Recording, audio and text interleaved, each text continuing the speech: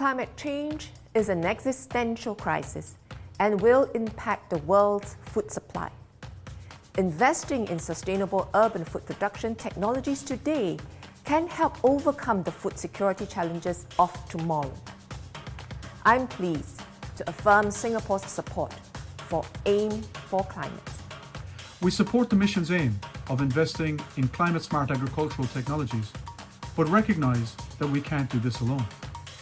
We have a saying in New Zealand, He waka eke noa, we are all in this together, and it is only through international collaboration that we will be able to solve the world's greatest problems.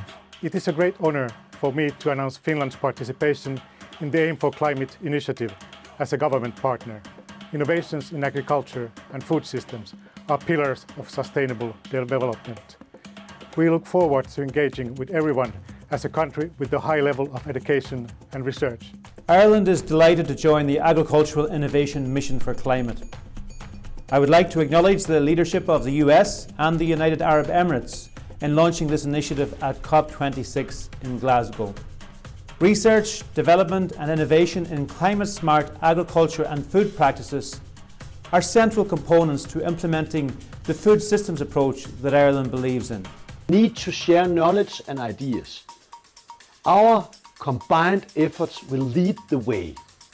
Agriculture Innovation Mission for Climate is how we can deliver. And we are pleased to be a part of the coalition. Australia is delighted to join the Agriculture Innovation Mission for Climate.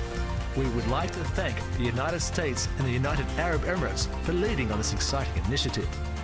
Australia is championing climate resilience to drive productivity, profitability and sustainability across our agriculture sector. Brazil is proud to participate in and support the Agriculture Innovation Mission for Climate. Brazil intends to increase efforts continuously in climate-smart agriculture and food systems innovation. Japan is going to accelerate agriculture R&D and innovation for sustainable climate-smart agriculture in collaboration with other partners of the AIM4C. Our planet is in peril, but there is still hope. We in the agriculture sector believe that science and innovation is our hope for survival and progress in a changing climate. Therefore, the Philippines fully support the goals of the AIM4C.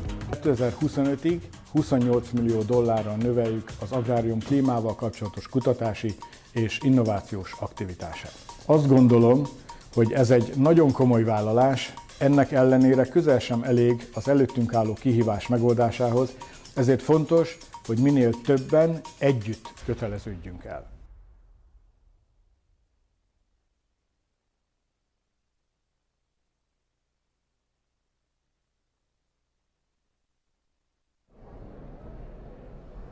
Well, good morning, good afternoon, and good evening, everyone, and welcome to the Agriculture Innovation Mission session at the United Arab Emirates Pavilion in COP26 in Glasgow. For our live audience, I'm sorry we won't be having sound at the back, but my colleague Fahad Al-Hamadi has a QR code. Fahad, if you want to raise your phone, that you can all reach out to be able to hear from the audience. But welcome to colleagues joining us from all over the world, and we are absolutely delighted to have you here. My name is Hannah Al-Hashimi, and I'm head of the Office of the Special Envoy for Climate Change in the United Arab Emirates. I'm very privileged to have a very esteemed panelists with us today, Her Excellency Mariam the Minister of Climate Change and Environment of the United Arab Emirates, and Secretary Tom Vilsack from the Department of Agriculture of the United States. And welcome. So we're here very much to celebrate the launch earlier this week at the World Leaders Summit of the Agriculture Innovation Mission for Climate. As you all would have seen from the video just now, this is a collaboration of over 33 countries and over 40 partners that really aims for a step change in the agriculture and food system sector, a sector that represents about a quarter of global emissions, and where through collaboration and partnership we can drive forward about 33% of emissions and great productivity. And that's really the spirit of COP26, the spirit of partnership that we come together with, and the spirit with which we look forward to bringing this partnership forward. The members also announced an initial tranche of $4 billion of investments in the sector to boost innovation and research and development that will really hopefully attract even more funding. And some of it will be channeled through what we're calling innovation sprints, and we look forward very much to hearing more about what those are later and how everyone can be involved. So we're going to hear first from our distinguished panelists and then a little bit from the other members that we've mentioned before. And I'd love to start with Secretary Vilsack.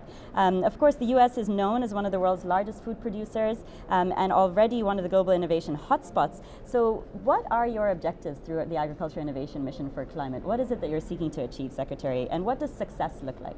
Well, first of all, let me thank the United Arab Emirates for its leadership in encouraging the United States to partner with it in establishing AIM for Climate. I think it's fair to say that we have waited too long for this initiative.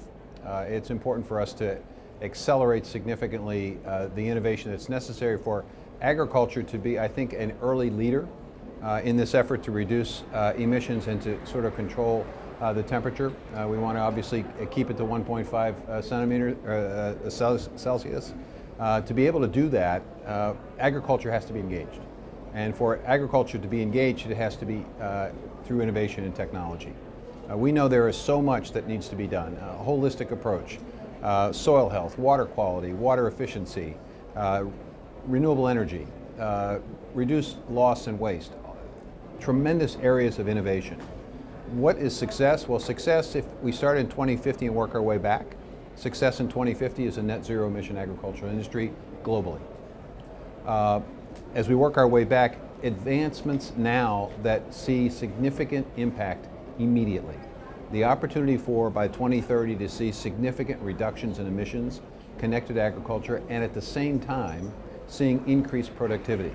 Because as serious as the climate challenge is, we also face a global food security and nutrition challenge. Our world is going to continue to grow, 9 billion people by 2050 or more. They have to be fed, and it's agriculture's responsibility to do so in a sustainable way. And we have to do it in a way, frankly, that also allows our farmers to have profitability. So if we have reduced emissions, if we have profitable farmers, and we have great abundance to be able to feed people, I think we will be able to say that AIM for Climate was an enormous success. Excellent, for people, planet, and profitability. Yes. That's excellent. Thank you so much, Secretary. Let me turn to you, Your Excellency Mariam. The UAE is, of course, very well known for its innovations in the clean tech from the energy side, the energy sector. So what are your objectives from the Agriculture Innovation Mission for Climate? Please tell me. Thank you, Hannah. Thank you so much, Your Excellency Tom Vilsack, for being here today. Thank you to our listeners for tuning in. So for us, yes, we've really advanced steps in the solar innovation. We've advanced so far, actually, that we are currently operating the 3 largest in capacity, lowest in cost solar parks in the world. And of course, we don't look at energy as a pillar on its own. As we're going towards net zero by 2050, it's really important to take a holistic approach. And food systems play a key role in our climate mitigation efforts. As we all know, when we look at agriculture and food systems together, it's more than 30% are the contributions from those systems. So it's natural to say that food systems are a key pillar and a key concern for us that we need to look into in our climate mitigation efforts.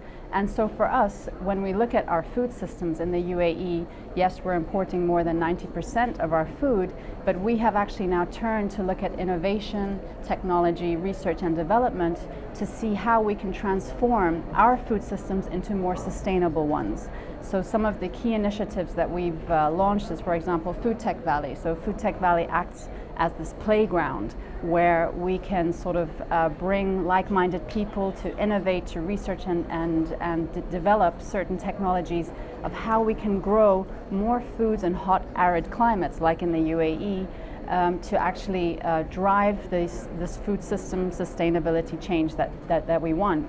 And so in advancing this, of course, multilateralism is key as we want to become a knowledge-based economy, as we want to become a hub for innovation and technology. And so with that, AIM4C was a natural step. And of course, to partner with the United States of America in this initiative was extremely important for us because for both of us, we both have realized that this is a key pillar to drive climate change mitigation. And that's why the UAE has partnered with the US, and we're so happy to have the 33 countries on board, over I think it was 48 partners so far, and we're hoping to see more countries come in and collaborate for this really important cause.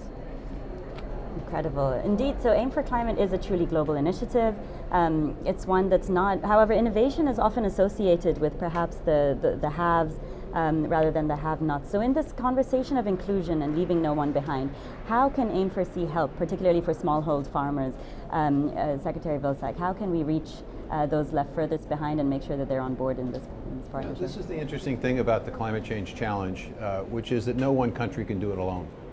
No one country can do so much that it essentially protects the entire globe. It's important for everybody to have a stake and everybody to have involvement in this. So it is important. AIM for Climate, I think, seeks to provide an extension of information and knowledge so that all farmers everywhere in the world can do their part. And everyone has to do their part. We just can't have folks on the sidelines. We can't have countries not being engaged or farmers not being engaged. So it's important that we have a broad coalition of government entities, but it's also important to have the private sector engaged, because it's the private sector that can also extend that knowledge.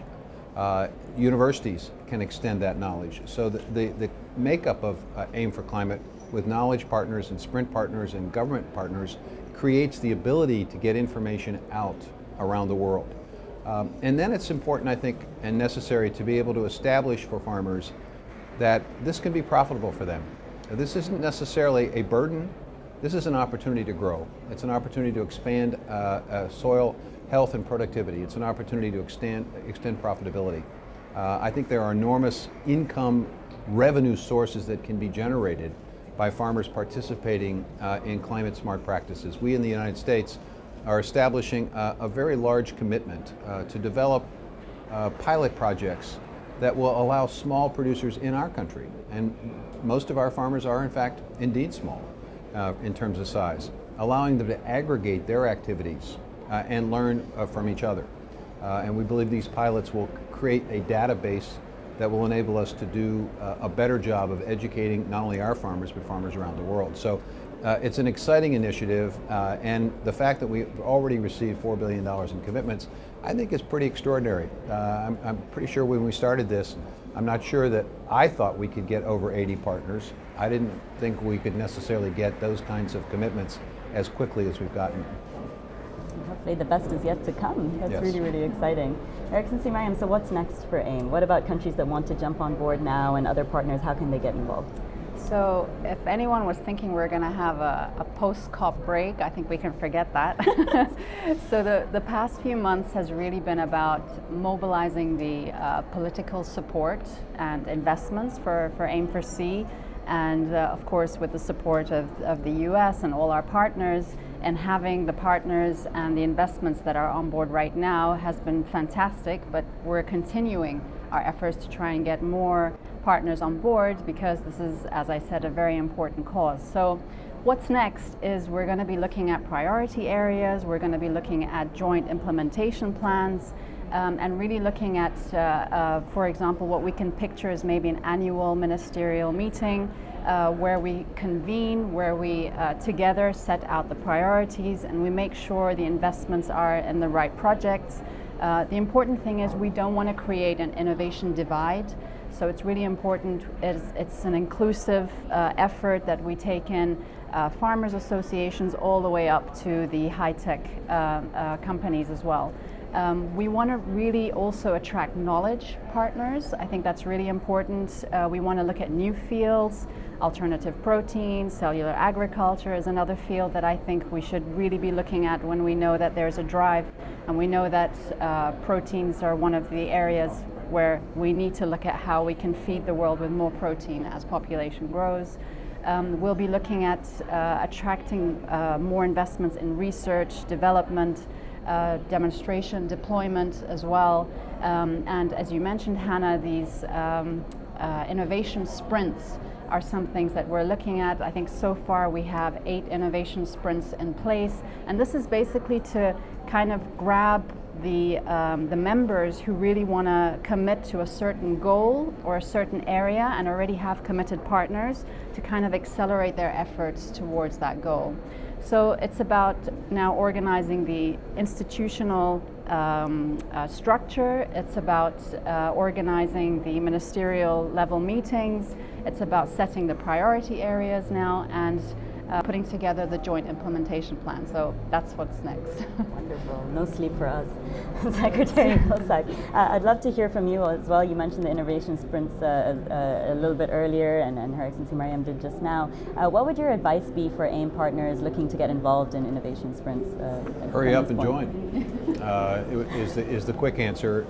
You know, these are really innovative approaches. I'll give you an example. The United States dairy industry, the New Zealand dairy industry, working together with a public-private funded foundation, basically taking a look at strategies for large-scale and small-scale dairy operations to be able to reduce and ultimately get industry-wide to a net zero future.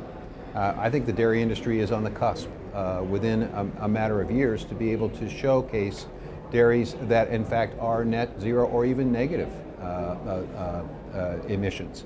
So it's an opportunity for a collaboration with a specific goal of establishing net zero dairy enterprises. What a tremendous opportunity that would be. The minister has been correct in terms of acceleration. I mean, I think this is what, if you had to really summarize AIM for Climate in one word, I think innovation would be one, but I think acceleration is the key. We don't have time. We have got to move this process up, and for far too long we have been underfunding investment in innovation in agriculture. And I think the minister's correct when she talks about the breadth of innovation. We're not just talking about traditional agriculture, we're also looking at indoor agriculture, vertical agriculture. We're taking a look at a variety of ways in which we can meet the food needs of the world. And it's important for us, I think, to look for ways in which existing protein sources can be more sustainably produced so that we're not in a situation where we have to constrain or restrict the production of protein. We're actually looking for ways to expand it. So a tremendous opportunity here, and these sprint partners are going to be the ones that provide the leadership that encourages more involvement and more participation. Innovation is very, very exciting. Well, in the spirit of inclusion and AIM's diversity, we'd love to bring in some voices from around the globe. So I think we'll have our next video from the private sector. Hopefully, colleagues, if you could pull it up, please.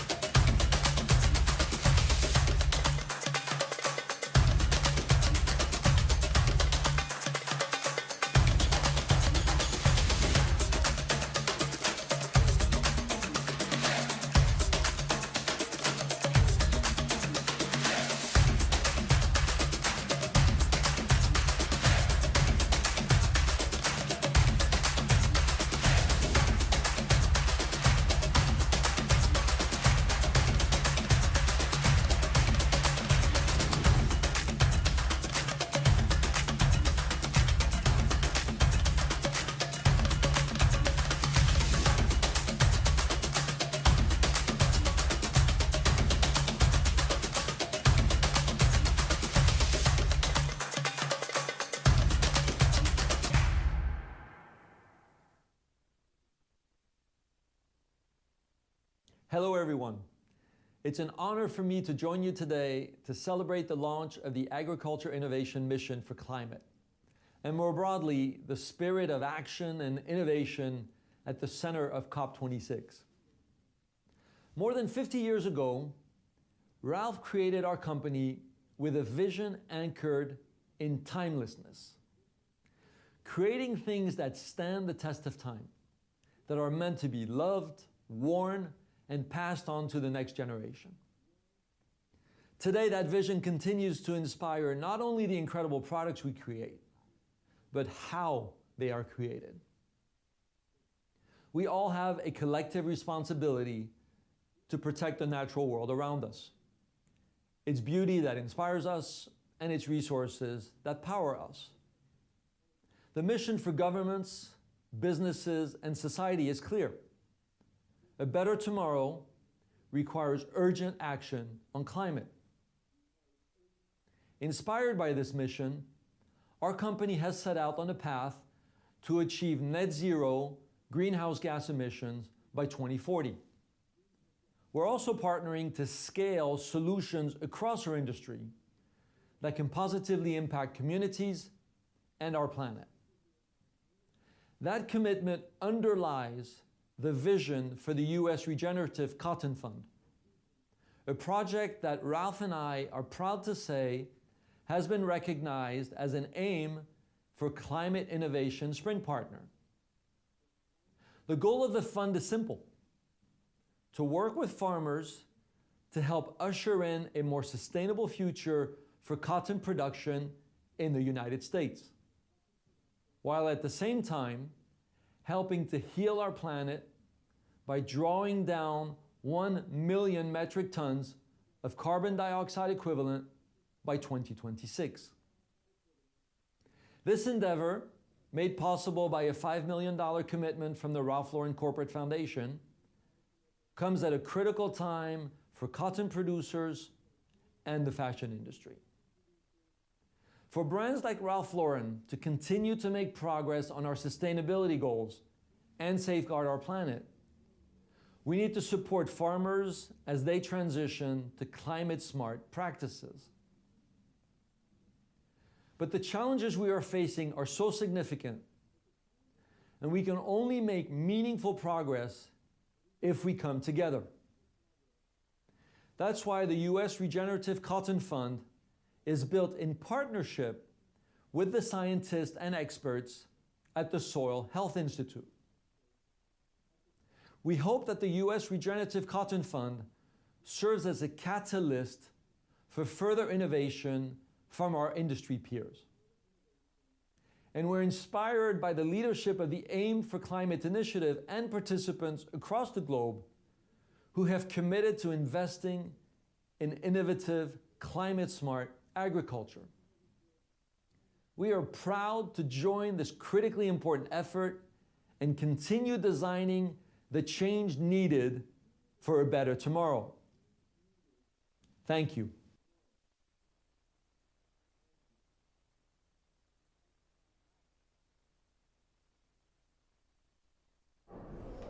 Thank you very much, and it's excellent to hear from the private sector as well as the public sector. And as you all know, there's many non-governmental entities involved in the AIM for Climate initiative.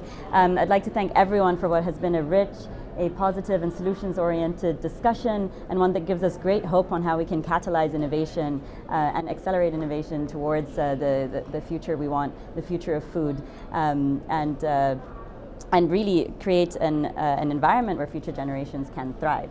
So this, as Her Excellency Mariam mentioned, is not it. We're looking forward to hopefully an annual ministerial and to seeing all of you and seeing how we can drive forward these 8 innovation sprints, among others, moving forward to 2025. But I would love to thank our distinguished panelists and our participants from all over the world for your engagement here. I look forward to keeping you engaged, and I look forward to us continuing the conversation and to talk about soil as much as we talk about oil, as we like to say behind the scenes on AIM for Climate. Thank you so very much, and good afternoon and good evening and good morning, everyone. Thank you. Thank you.